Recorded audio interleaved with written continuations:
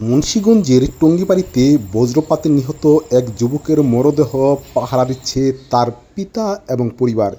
এমনকি ঋণ করে লোক রেখেও চলছে এই পাহারার কার্যক্রম। কেন এমনই উদ্যোগ নিয়েছে তার পরিবার? বজ্রপাতে মানুষ মারা গেলে তার মরদেহ চুরি করে নিয়ে যাওয়া হয়, এমনই আশঙ্কা থেকে এই উদ্যোগ। আমি আসছি আমার ছেলের খবর ভোট দেখতে পরিদিতে আসছি।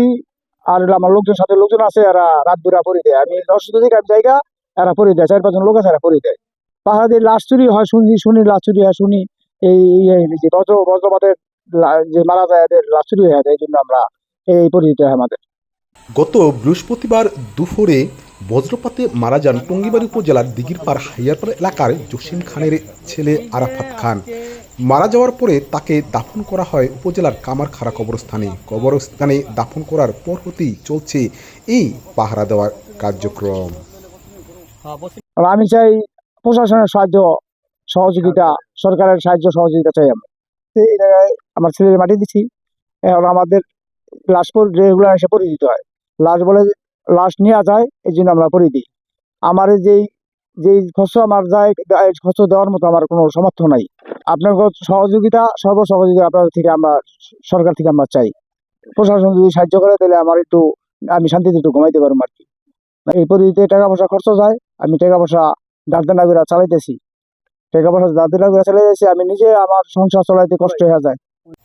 দারিদ্র এ পিতা যখন নিজে নিজ সংসার চালাতে হিমশিম খাচ্ছেন, অন্যদিকে উপার্জনশীল পুত্রকে হারিয়ে এখন শোকে কাতর সেই মুহূর্তে এই যে কবর পাহারা দেওয়া তার জন্য যেন মরার উপরে খাড়ার ঘা।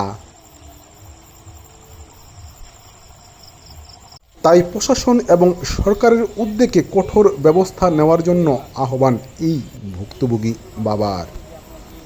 আমার নাতি এখানে মারা গেছে, এখানে এই লাশ চুরি হয়ে যায়, কি কিছু বুঝছেন? এর চলার মতো কোনো তৌফিক নাই। এখন যাদের দিয়ে পরি দেওয়া হইতেছে, বুঝলেন, তারে 10 টাকা তৌফিকতার নাই। এবং উনি স্ট্রোকের রুগী, এই লাশ চুরি হয়ে যায়। সরকার যদি একটু তারে সহযোগিতা করে, আর পুলিশ প্রশাসন যদি তারে একটু সহযোগিতা করে, তাহলে সুন্দর হয়, ভালো হয়। বৃহস্পতিবারে 2টার দিকে ইন্তিকাল করে বজ্রপাতে, ঠিক আছে। তাই আমরা এই জায়গায় শুনছি এবং আমরা আরো দেখছি, ঠিক আছে। আমার পাশে আরো ক্ষয়ক্ষতি এরকম হয়েছিল। তো আমরা দেখছি আরো আপনার এরকম কবর থেকে মনে করেন লাশ তুলে নিয়ে যেতে বা দেখছিলাম। তো এই আতঙ্কে আমরা লাশটা পাহারা দিই, ঠিক আছে। তাই পাহারা দিই, উনি হলো গরিব মানুষ এবং আমারও এরকম সামর্থ্য নাই যে আমি ওনারে বা একটু সহযোগিতা করবো, ঠিক আছে। আমার যতটুকু সম্ভব আমি ততটুকু দেখতে আছি।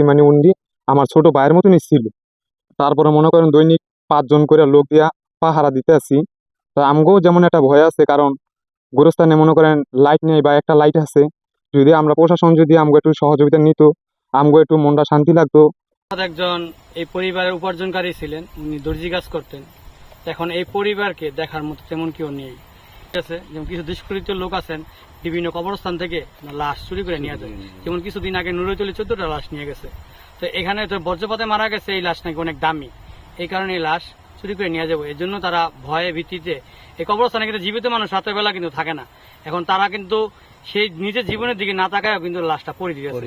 আমরা চাই যে এই বাবা, যে মৃত্যুর পরে যে সবচেয়ে বড় কষ্ট হয়েছিল বাবার, যে সন্তানের লাশ কাঁধে নেওয়া, সে কাঁধে নিছে, সে কষ্টের ভিতরেও এখন এই সন্তানের লাশ পড়ে দিতেছে, আসলে নজিরবিহীন। এখন এই সন্তানের লাশটা যদি সরকার যদি পাহারা দেওয়ার ব্যবস্থা করে দিতেন, প্রশাসন যদি এখানে যদি, তারা তো টল দেয়, এখানে যে একজন যদি থাকতেন, যেটা আমি ইউনু মহোদয়ের কাছে দৃষ্টি আকর্ষণ করি এবং প্রশাসনের কাছে দৃষ্টি আকর্ষণ করি।